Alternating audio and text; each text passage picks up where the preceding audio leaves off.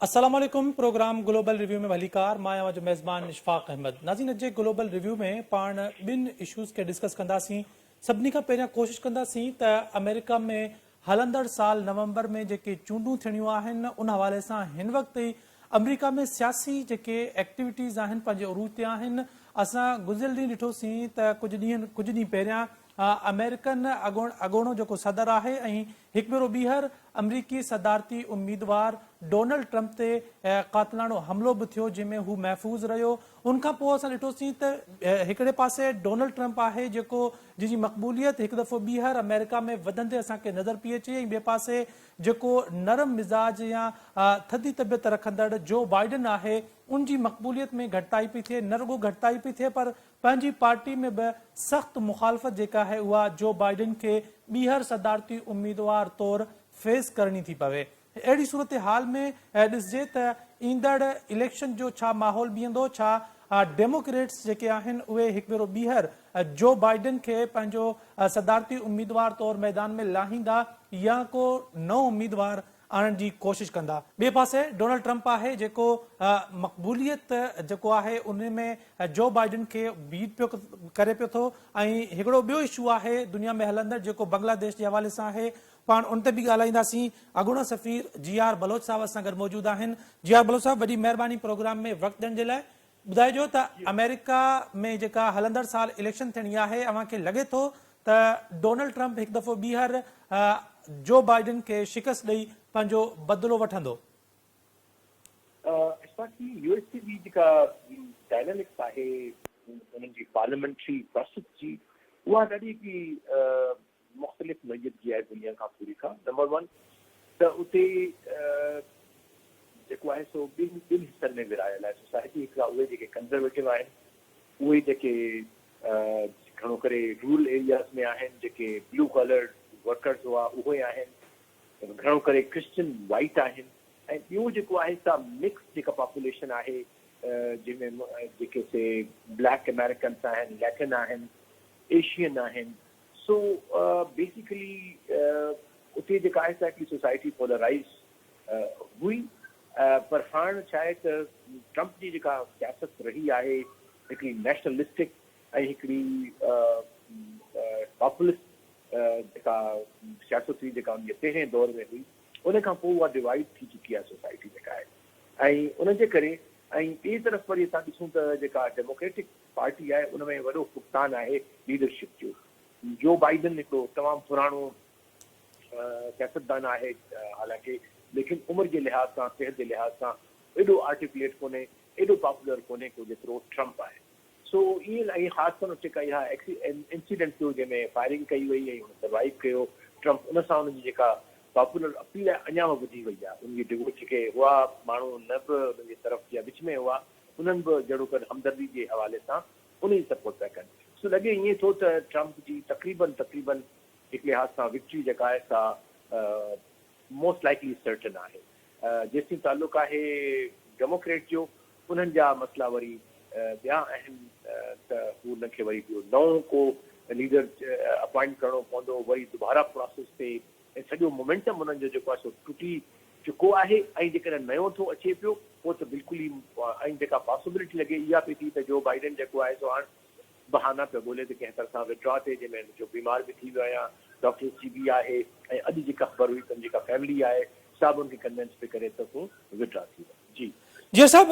कहिड़ियूं शयूं आहिनि अगरि ॿिन्ही उम्मीदवारनि में ॾिसजे डोनाल्ड ट्रंप ऐं जो बाइडन में, त डोनाल्ड ट्रंप जी मक़बूलियत जे पुठियां कहिड़ा पॉज़िटिव पॉइंट्स आहिनि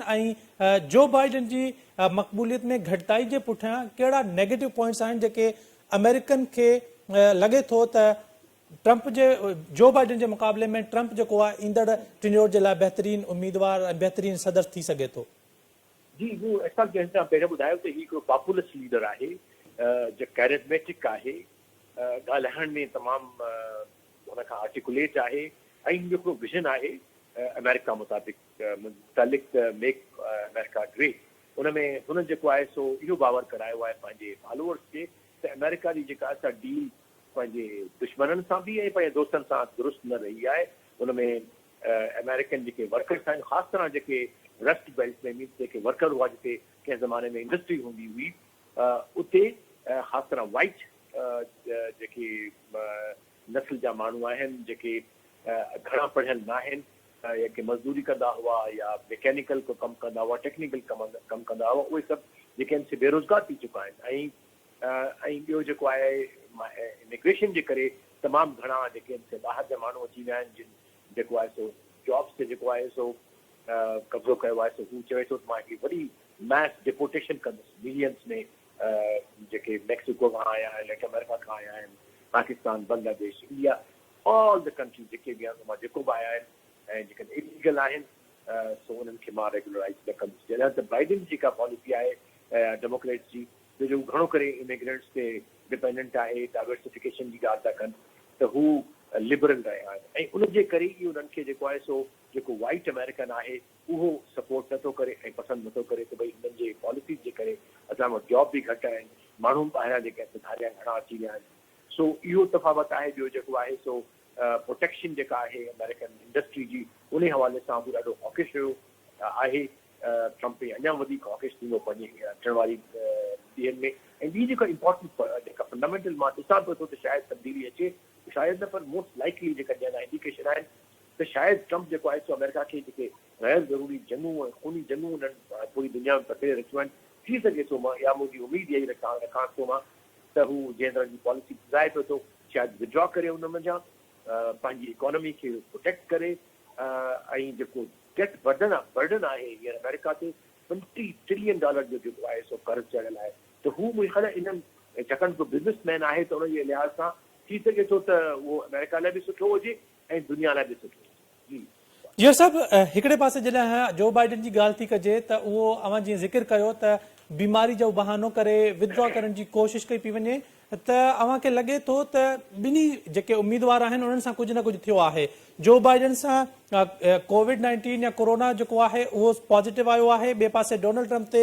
हमिलो थियो आहे अव्हांखे लॻे थो त इहे किथे बहाना आहिनि या सिंपैथी गेन करण जा हिकु तरीक़ा आहिनि ॿिन्ही पासनि खां न न उहो कोन्हे ट्रम्प खे त हमिलो थियो आहे उहो सॼी दुनिया जेॾी टेररिज़म ते ॾिठो आहे लेकिन थी सघे थो बाइडन को तमामु सिहत जे लिहाज़ सां उनजी सिहत सही न रही आहे हू बीमार रहियो आहे इवन इहे जेके 4 सालनि जा आहिनि तमामु हिकिड़ी एॾी सुठी ॻाल्हाइण में बि हुनखे तकलीफ़ ऐं दिक़त आहे हलण में दिक़त थींदी आहे 81 वर्षनि जो थी वियो आहे सो थी सघे थो इहो को बहानो न हुजे थी सघे थो जेन्युइन रीज़न आहे ऐं हुनजो जेके ख़ासि तरह शॉर्ट मेमोरी आहे उन में ॾाढो मसइला आहिनि जेके हींअर रिसेंटली जेके न्यूज़ स्पीचिस हुयूं जेको नेटो समिट थियो जंहिंमें वॾियूं हुन खां ग़लतियूं थियूं आहिनि त उहे बि नोट कयूं वियूं ऐं ॿुधायो वियो त भई हिनखे इहे न्यूरोलॉजिकल मसइला आहिनि जंहिंमें शॉर्ट मेमोरी में मिक्सअप करे थो ॻाल्हियूं त एॾी वॾी ताक़त जेका दुनिया जी पंहिंजे पाण खे ग्लोबल चवे थी उन में त एॾी हालत जी गुंजाइश कान्हे का सो मुंहिंजे ख़्याल इहा ॻाल्हि दुरुस्त हूंदी उन्हनि डेमोक्रेट्स जी बि हाणे ऐं ख़ासि तरह हींअर काफ़ी सारा डेमोक्रेट जेके इम्पोर्टेंट आहिनि उहे से हिनखे चवनि था त भई तूं विड्रॉ थी वञ ऐं तमामु सीनियर जेके लीडर्स आहिनि डेमोक्रेट्स जा ऐं मोस्ट लाइकली कुझु ॾींहंनि में असां ॿुधंदासीं त हू विड्रॉ थी वियो आहे या करी को ॿियो को हुननि जो कैंडिडेट ईंदो छाकाणि जन खे ख़बर आहे त हाणे इहा इलेक्शन त ट्रम्प जहिड़ो तक़रीबन जीते बीठो आहे जी सभु जेकॾहिं जो बाइडन विथड्रॉ करे थो त अव्हांखे डेमोक्रेट्स में कहिड़ो अहिड़ो उम्मीदवार नज़र पियो अचे जेको सदारती उम्मीदवार तौरु साम्हूं अची सघे थो अव्हांखे लॻे थो त जेका अमेरिकन नायब सदर आहे कमला हैरिस जेका आहे उहा सदारती उम्मीदवार तौरु साम्हूं अची सघे थी जी हा उहा हिकिड़ी स्ट्रॉन्ग कैंडिडेट आहे लेकिन उनजे बावजूद बि कुझु ॿिया आहिनि अहिड़ा लीडर्स सो हिन वक़्तु ते उनजा नाला अञा ताईं न आया आहिनि अञा ताईं जेके प्रेस में या मीडिया में या कॉमेंट्स में अचनि पिया था त शायदि कमला हैरिस खे हू अॻियां लॉन्च कंदा छाकाणि नालो नोन आहे वाइस प्रेसिडेंट बि आहे ऐं जहिड़ो कर कंटिन्यूटी थींदी लेगेसी जी बाइडन जी सो मुंहिंजे ख़्याल Kamala Harris is a very strong candidate इहो सभु ॿिए पासे वरी जेको बाराक ओबामा जी वाइफ आहे मिशेल ओबामा उनजो नालो बि किथे न किथे साम्हूं पियो अचे त जेकॾहिं जो बाइडन विथड्रॉ करे थो त उनखे बि सदारती उम्मीदवार तौरु जेको आहे उहो साम्हूं आणे सघिजे थो हा उहा आहे हिकिड़ी पॉसिबिलिटी नाला ॿुधा हुआ हुननि जा पर मूंखे कोन थो लॻे त बराक ओबामा पंहिंजी वाइफ खे हाणे लॉन्च कंदो उन लिहाज़ सां मूंखे मतिलबु नज़र नथो पियो अचे ऐं ॿियो छा आहे त हिकिड़ी वरी बि अञा वधीक कमज़ोर थींदा जेके डेमोक्रेट आहिनि त जेके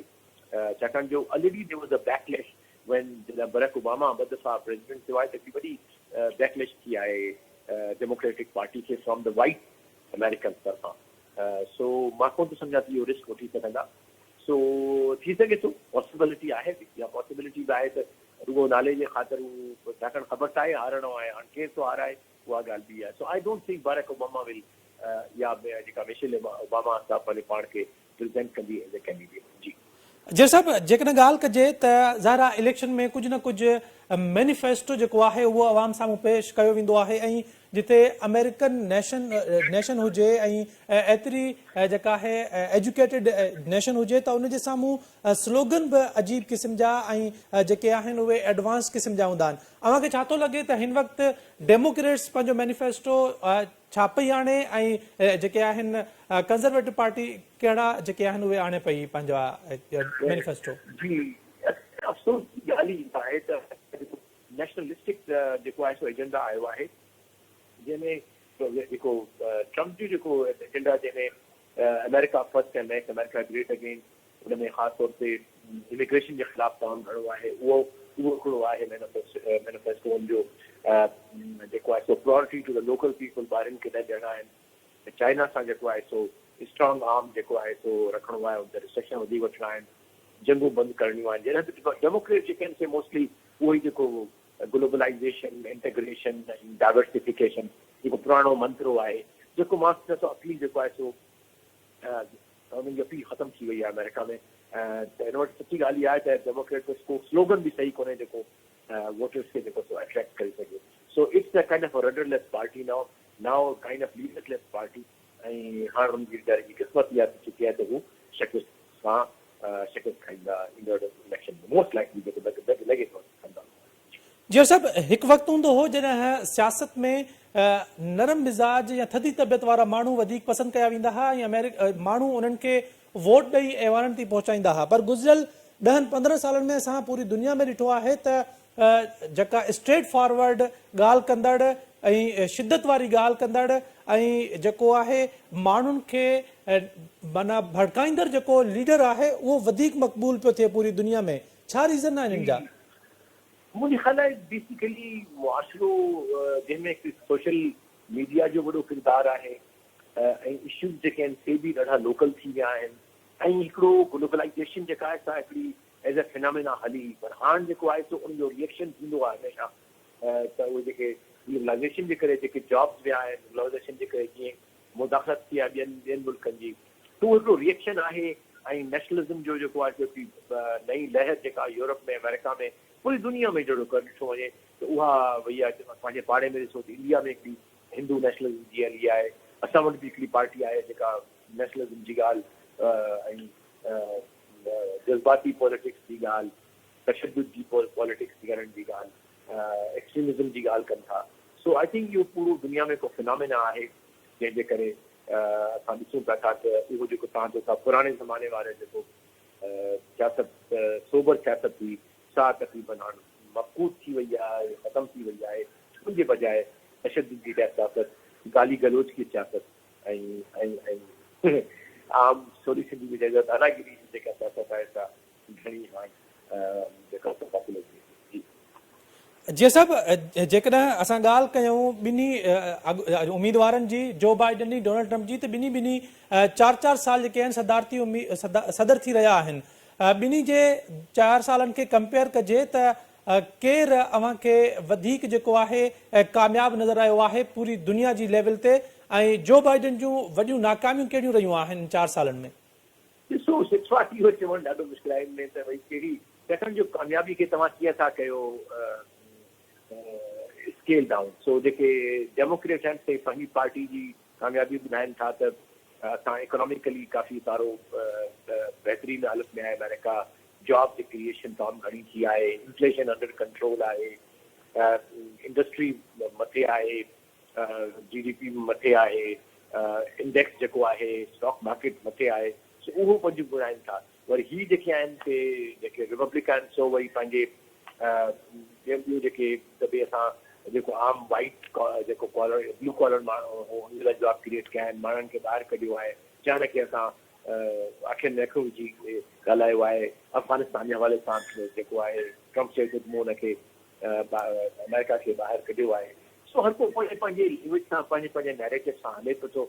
ऐं का बि एब्सोल्यूट ॻाल्हि चवणु इहो मुश्किल थींदो त केरु कामयाबु आहे केरु नाकाम आहे हर को पंहिंजे पंहिंजे पॉलिटिकल लॉबी खे पंहिंजी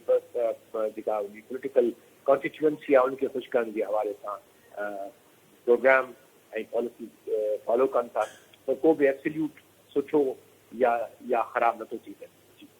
ऐं अव्हांखे लॻे थो त जेकॾहिं डोनाल्ड ट्रम्प सदर ॿीहर थी वियो त यूक्रेन वारी जंग इसराइल फलस्तीन वारो कॉन्फ्लिक्ट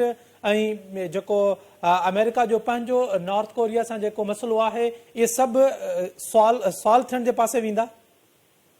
मुंहिंजी तव्हांखे पहिरीं ॿुधायो त हू हुनजी पॉलिसी डिसएंगेजमेंट जी आहे हुनजो हू चए थो भई जेके गैर ज़रूरी जंगूं आहिनि से बंदि करणु घुरिजनि छाकाणि हुन सां हिनखे अमेरिका खे तमामु घणो नुक़सानु पियो थिए सो ऐं हू नेटो खे बि नथो मञे त भई का ज़रूरी आहे रखणु असांखे छोकी हू जेके नेटो मेंबर्स आहिनि चवनि हुनखे चयो अथसि त भई तव्हां पंहिंजो पाण ख़र्चो भरियो असां केतिरी भरींदासीं ॻाल्हि बि कोन्हे का ऐं अमेरिका सोफा जेको सो मेजर भरींदो हो 28% खां वधीक जेको सो बजट जेको नेटो जो अमेरिका ॾींदो हाणे उहो घटाए हाणे शायदि 15-16% बणिजी वियो आहे ट्रम्प खां पोइ एक्चुअली थियो आहे जेको कंटिन्यू रहियो आहे सो आई थिंक अमेरिका जे पंहिंजे इंट्रस्ट जे हवाले सां ट्रम्प जी पॉलिसीज़ खे कंहिं हद ताईं माण्हू एज़ ए न्यूट्रल ऑब्जर्वर कामयाबु थी सघिजे जी साहब जेकॾहिं हाणे थोरो ज़िक्र कजे बांग्लादेश में हलंदड़ जेके कॉन्फ्लिक्ट आहिनि या जेको मसइलो हिन वक़्तु बांग्लादेश में हली रहियो आहे उन हवाले सां त बांग्लादेश में हिकु पॉलिसी ठाही वई जॉब ॾियण जे हवाले सां जिन ते शागिर्द जेके आहिनि उहे सरापा एहतजाज आहिनि ऐं जेके राति ताईं ख़बरूं हुयूं तक़रीबन 3 खां 35 जे विच में माण्हू फ़ौत थी चुका आहिनि ऐं हिन वक़्तु बि हालात जेके आहिनि उहे इंतिहाई कशीदा आहिनि अव्हां छा था सम्झो त इहे शागिर्द तंज़ीमनि पुठियां के ॿियूं कुवतूं बि आहिनि जेके बांग्लादेश खे डिस्टेबलाइज़ करण जी कोशिशि करे रहियूं आहिनि या सम्झो था त इहो प्योर हिकु इंटरनल मसइलो आहे न असां we can not like comment भई का जीअं हू पाण चवनि था त भई फलाणी का हुकूमत आहे no that we can not say ना ई असांखे ख़बर आहे ना नॉट इंफॉर्मेशन आहे असांखे एज़ ए एनालिस्ट ॾिसणु घुरिजे त कॉस्ट आहे उहो कॉस्ट डेफिनेटली इकॉनमी जेका आहे काफ़ी पोइते हली वई आहे हीअं जेको नेक्स्ट टर्म थियो आहे इलेक्शन बि जेके हिते बांग्लादेश में काफ़ी डाउटफुल हुयूं अपोजिशन खे जेको आहे मुकमल तरह सां पार्टिसिपेट करणु कोन ॾिनो वियो ऐं there was a reservation on the authenticity of the election ऐं तमामु घणो हाणे डिघो जेको आहे सो रूल बदिली वियो आहे जो पछिला जो पार्टी जो ऐं उन लिहाज़ सां मुंहिंजे ख़्याल आहे त उहा एफिशिएंसी न रही आहे ऐं उहो जेको पहिरियां हिन जी नेशनलिस्ट जेको एजेंडा हो उनजो उहो हाणे असरु ख़तमु करे चुको आहे हाणे त माण्हुनि खे जॉब खपनि था हाणे त माण्हुनि खे महांगाई खे मुंहुं ॾियणो पए थो so I think they did not change their policy as such उनजो रिएक्शन इहो थियो आहे त माण्हू स्ट्रीट ते निकिरी आया जी जी साहब पोइ जेकॾहिं ॿाहिरीं कुवत नाहे ऐं उन्हनि जा शागिर्द एहतजाज करे रहिया आहिनि त पोइ शेख हसीना वाजिद पारां जुडिशियल कमीशन ठाहे इंक्वायरी किन जे ख़िलाफ़ कई पई वञे इहे त जेके हिते हूंदा आहिनि न पंहिंजा अहिड़ी सिचुएशन ईंदियूं आहिनि त असां ॾिठो आहे असां पंहिंजे मुल्कनि में बि हर दुनिया में ख़ासि तौर थर्ड वर्ल्ड कंट्रीज़ में त इहे नाले मातर जुडिशियल कमीशन ठहंदा आहिनि जेके न मिलंदा आहिनि वरी बसि उहो रिपोर्ट जेका ठही बि त हू कॾहिं बि कंहिंखे शेयर न कई वेंदी आहे त इहो फॉर्मेलिटी आहे जेका सभु हुकूमतूं कंदियूं आहिनि ख़ासि तरह असांजी जेके थर्ड वर्ल्ड कंट्रीज़ आहिनि ऐं ख़ासि तरह साउथ एशियन कंट्रीज़ उहे सभु ईअं कंदियूं आहिनि सो इनखे मां कोन थो सम्झां का वॾी का अहम ऐलान आहे जुडिशियल कमीशन बेसिकली उतां जा जेके शागिर्द आहिनि उहे कोटा सिस्टम जे ख़िलाफ़ एहतजाज करे रहिया आहिनि उन्हनि जो चवणु इहो आहे त जेको डिसेबल या मिनॉरिटी जे हवाले सां 6% आहे उन खां अलावा बाक़ी जेका कोटा आहे जीअं 1971 में जेके हिननि कुर्बानियूं ॾिनियूं उन्हनि जे लाइ कुझु मख़सूस कोटा आहे उन्हनि ख़िलाफ़ इहो एहतजाज पियो थिए त अव्हांखे लॻे थो त जेके उते एहतजाज थियनि पिया उहो जेको उन्हनि जी आज़ादी जे हवाले सां जिन कुर्बानियूं ॾिनियूं आहिनि उन्हनि ख़िलाफ़ सम्झी जेको आहे हुकूमत कार्रवाई पई करे एहतजाज कंदड़ ख़िलाफ़ जी बिल्कुलु छा आहे त हिन वक़्तु जीअं पाकिस्तान में हिकु यूथ बल्ज आहे न त तक़रीबन 60% आबादी जेका आहे पाकिस्तान जी बि साॻी तरह इंडिया जी बि सो यूथ आहे लाइक बिटवीन 18 एंड 35 ऐं जॉब्स आहिनि कोन उते बि प्राइवेट सेक्टर थोरो बहितर आहे पाकिस्तान खां पर उन बावजूद बि वॾियूं काफ़ी सारो जेको गवर्नमेंट आहे सो काफ़ी सारो एम्प्लॉय कंदो आहे लेकिन हुन में जेको हिननि की अवामी नेशनल पार्टी जेका आहे उन जे तरफ़ां पंहिंजे वर्कर्स खे ॾिनो वेंदो हो कोटा हिकिड़ो, which was obviously not fair. मुंहिंजे ख़्याल आहे जेकॾहिं माण्हू परे खां ॾिसे त उन्हनि जी डिमांड दुरुस्त हुई त भई अहिड़े क़िस्म जो कोटा ग़लति आहे। ठीकु आहे, डिसेबल जे लाइ आहे, माइनॉरिटीज़ जे लाइ आहे, वुमेन जे लाइ आहे, बट वट अबाउट दिस थिंग? हाणे 71 खे बि एॾियूं सदियूं गुज़री वियूं, हाणे तव्हां कॉम्पिटिशन कयो, मेरिट ते कयो। इहो मसइलो हलंदो आहे दुनिया जी थर्ड वर्ल्ड कंट्रीज़ में, कोटा आहिनि ऐं फेवरेटिज़म आहे, पॉलिटिकल अपॉइंटमेंट्स आहिनि, त पोइ उन्हनि जो हाल इहो ई थींदो आहे जेको असां बांग्लादेश में ॾिसूं पिया। जी जर साहब, वॾी महिरबानी प्रोग्राम में वक़्तु ॾियण जे लाइ। नाज़रीन, अॻूणो सफ़ीर GR बलोच साहब असां गॾु टेलीफोन लाइन ते मौजूदु हुयो। अॼु जे प्रोग्राम में असां डिस्कस कयोसीं अमेरिका में जेके ईंदड़ चूंडूं आहिनि उन्हनि में 2 उम्मीदवार, हिकिड़ो मौजूदा सदर जो बाइडन ऐं ॿियो अॻूणो सदर डोनाल्ड ट्रंप आम्हूं साम्हूं आहिनि। पर डोनाल्ड ट्रंप जेको आहे लेबर पार्टी जो उम्मीदवार, उहो वधीक मज़बूत नज़र पियो अचे अमेरिका में, जॾहिं त जेको मौजूदा सदर आहे जो बाइडन, उनजी न रुगो अमेरिकन अवाम में मक़बूलियत घटी आहे, पर पंहिंजी पार्टी में बि उनजी सदारती उम्मीदवार तौरु सख़्तु मुखालफ़त जेका आहे उहा साम्हूं अचे पई। मुख़्तलिफ़ जेके डेमोक्रेट्स पार्टी जा अॻवान आहिनि, जेके सेनेटर्स आहिनि, उन्हनि पारां बि जो बाइडन जी ॿीहर सदारती उम्मीदवार तौरु मुखालफ़त कई वई आहे, छाकाणि त हिकु त जो बाइडन जी उमिरि जेका आहे उहा 80 साल खां मथे आहे, ॿियो उनजी सिहत जा मसइला आहिनि। उनखां अलावा जेके गुज़िरियल 4 सालनि में जो बाइडन जी पॉलिसी रही आहे अमेरिका जे हवाले सां, या आलमी सतह ते जेके मुख़्तलिफ़ अमेरिका जूं पॉलिसी रहियूं आहिनि जंगियुनि जे हवाले सां, उन्हनि ते बि न रुगो तनक़ीद थींदी रही आहे अमेरिका में, बल्कि सख़्तु जेका मुखालफ़त आहे उहा बि फेस करणी पई आहे। यूक्रेन रशिया जी जंग हुजे या इसराइल फ़लस्तीन वारो इशू हुजे, मुख़्तलिफ़ तक़रीब में, मुख़्तलिफ़ कॉन्फ्रेंस में माण्हू सदारती जेको उम्मीदवार आहे ऐं मौजूदा जेको सदर आहे जो बाइडन, उन ख़िलाफ़ बि एहतजाज बि कंदा आहिनि। बिल क्लिंटन जे साम्हूं जेको आहे, एंटनी ब्लिंकन जे साम्हूं जेको आहे, उन ख़िलाफ़ बि इसराइल फ़लस्तीन वारे इशू ते एहतजाज थींदो रहियो आहे। जॾहिं त जेको डोनाल्ड ट्रंप आहे उहो वोकल आहे, आउट स्पोकन आहे, उहो सिधी ॻाल्हि कंदो आहे ऐं हिकु अमेरिका में उहो नेशनलिस्ट सम्झो वेंदो आहे त उहो अमेरिका जी ॻाल्हि कंदो आहे, अमेरिकन जी ॻाल्हि कंदो आहे, अमेरिका फर्स्ट जी ॻाल्हि कंदो आहे, ग्रेट अमेरिका जी ॻाल्हि कंदो आहे, त माण्हू उन खे हिकु दफ़ो ॿीहर जेको आहिनि उहे पसंदि कनि पिया। ऐं डोनाल्ड ट्रंप जो इहो डोनाल्ड ट्रंप जेको इलेक्शन मुहिम में इहे वाइदा पियो करे त जेके बि दुनिया में गैर ज़रूरी कॉन्फ्लिक्ट पिया हलनि या जंगियूं पियूं हलनि, हू जेकॾहिं सदारती उम्मीदवार तौरु कामयाबु थियो ऐं ॿीहर सदर थियो त उहे सभु जंगियूं जेके आहिनि उहे ख़तमु कराईंदो ऐं जेके जो बाइडन जूं ग़लति पॉलिसियूं हुयूं उन्हनि खे बि ख़तमु कयो वेंदो। त इहा उमेद ज़ाहिर कई पई वञे त जेकॾहिं इन सूरत में डोनाल्ड ट्रंप कामयाबु थिए थो त रशिया यूक्रेन वारो जेको इशू आहे, थी सघे थो उन में बि का जेको आहे वॾो ब्रेक थ्रू असां ॾिसी सघूं था। ऐं ॿिए पासे इसराइली फ़लस्तीन में जेके 7 अक्टूबर खां हिन वक़्त ताईं सूरत हाल रही आहे, उन हवाले सां बि थी सघे थो त का वॾी जेका आहे डेवलपमेंट असांखे ॾिसण खां मिले। गुज़िरियल हफ़्ते जेको आहे अमेरिकन सदारती उम्मीदवार, लेबर पार्टी जो उम्मीदवार डोनाल्ड ट्रंप जॾहिं हिकु इलेक्शन रैली खे ख़िताब पे कई त अचानक उन ते क़ातिलानो हमलो बि थियो, जंहिंमें हू ज़ख़्मी थियो, पर उनखां पोइ हू महफ़ूज़ रहियो आहे। ऐं जेका शिदत पसंदी जी ॻाल्हि कई पई वञे, पूरी दुनिया में शिदत पसंदी वधे पई, सियासतदान हुजनि या को बि हुजे, उन ते अहिड़े क़िस्म जा हमला जेके आहिनि उहे वधी रहिया आहिनि। ऐं ॿिए पासे जेकॾहिं लीडरशिप जी ॻाल्हि कजे त हिकु दौर में डिसेंट लीडरशिप जेका आहे उहा पसंदि कई वेंदी हुई ऐं जेको डिसेंट ॻाल्हाइण वारो नरम मिज़ाज जेको सियासतदान हुयो उन खे वधीक पसंदि कयो वेंदो हो। पर गुज़िरियल 10-15 सालनि में इहे ट्रेंड पूरी दुनिया में तब्दील थिया आहिनि। असां ॾिठो आहे त पूरी दुनिया में जेके वोकल वॉइस आहिनि, जेके आउट स्पोकन आहिनि, जेके शिदत सां का ॻाल्हि कंदा आहिनि, जेके पंहिंजे वोटर्स खे, पंहिंजे सपोर्टर्स खे कंहिं हिकु ॻाल्हि ते क़ाइल कंदा आहिनि, कंहिं प्रोपेगेंडा जे ज़रिए कंदा आहिनि, उन्हनि जी पॉपुलैरिटी पूरी दुनिया में असांखे वधंदे नज़र पई अचे। ऐं उहे माण्हू जेके धीमो अंदाज़ रखंदा आहिनि, जेके नरम अंदाज़ रखंदा आहिनि, उन्हनि जी पॉपुलैरिटी जेका आहे उहा एतिरी असांखे नज़र न पई अचे। त इहो सियासत जो जेको हिकिड़ो ट्रेंड आहे इहो बि पूरी दुनिया में जेको आहे असांखे तब्दील थींदे नज़र पियो अचे।